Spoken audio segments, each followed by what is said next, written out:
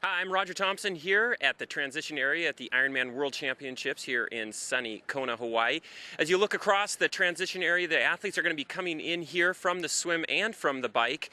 It is a little crazy. This transition area is set up a little bit differently than your typical transition area in that the athletes are going to come out of the swim, run through that small tent over there that you see the hoses coming out of, and actually fresh water will be running through that, where the athletes will actually rinse themselves off of the salt water so it doesn't collect on them and potentially create some problems down the road. Then you see the bags there. They will yell out their bag number, and hopefully a volunteer will have their bag with their number on it ready for them. And that's where their transition one items are. Things like their bicycle shoes, their nutrition potentially, and socks and anything else they choose to wear.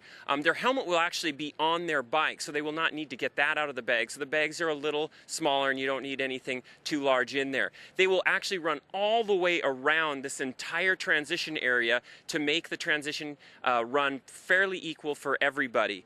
It's a huge transition area. There's a lot of bikes here. They're packed in here. There's a lot of green AstroTurf. There's a lot of numbers. It's a lot of confusion. So the athletes really need to be prepared beforehand to know where their bike is and where to exit transition.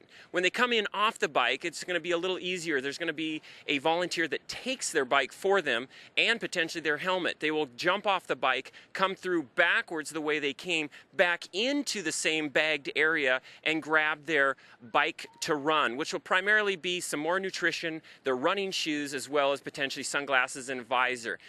At that point, they'll run through a small aid station here in the transition area and head out on the 26.2-mile run.